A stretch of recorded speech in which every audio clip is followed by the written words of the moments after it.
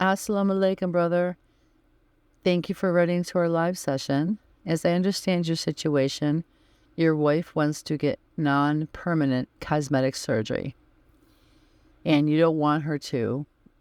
You state that even though it may not be permanent, it may be haram, and it's a physical change that you might not like.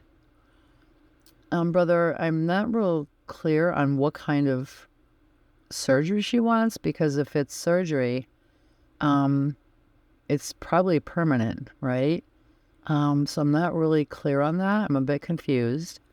And that also, changes things, whether something's haram or something is, halal, or something is, um, not haram, right? It would depend on, I guess, what is the specific surgery? What is it for? Is it a cosmetic defect? It is something for, a slight deformity. I mean, there's a lot of different possibilities, right? So I would kindly suggest, being that it could be an Islamic issue, that you write to our section, Ask the Scholars, with your question, and just be a little bit more specific, right? Like, let them know exactly what surgery it is and why she wants to do it, okay? And they may be able to address this better from an Islamic standpoint, because I am not an Islamic scholar.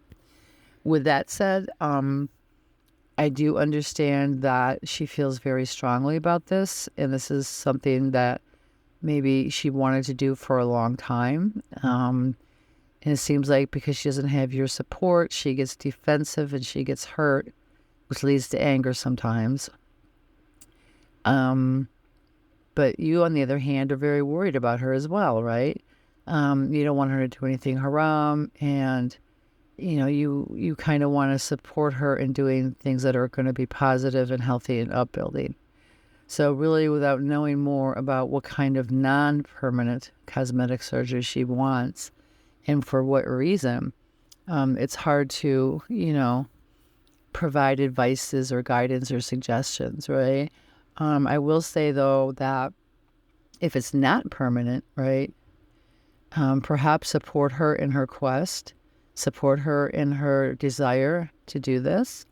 It may be that, there's a small physical defect or something that has bothered her all of her life. There may be, something that has really worn on her self-esteem and her self-confidence regarding this. And of course, it shouldn't be that way, right?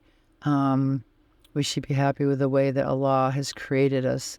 But for some individuals, they could have been in a car accident. They could have broken a nose. They could have done, numerous things could have happened.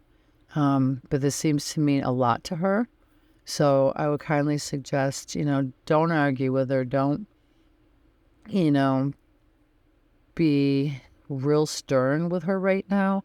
Maybe if you sit down with her and speak with her kindly and just, ask her why she wants to do it. What is she feeling? And you want to be supportive, but you also want to hear from her, right? Her side of things.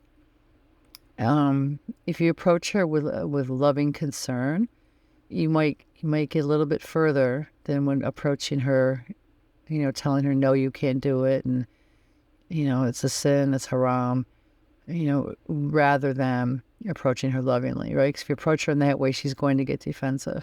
But if you approach her lovingly and talk to her and find out where she's coming from, you might be able to come to an agreement, either for her to feel comfortable in not doing it, or perhaps you may understand a little bit more why she may want to do it. And again, maybe something happened. Maybe it's a physical defect. Maybe it's something that has bothered her for a long time.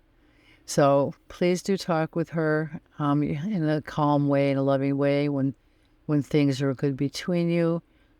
Please do write to the Ask Our Scholar section and find out, just more information from an Islamic scholarly standpoint after you gather all of the information. We wish you the best.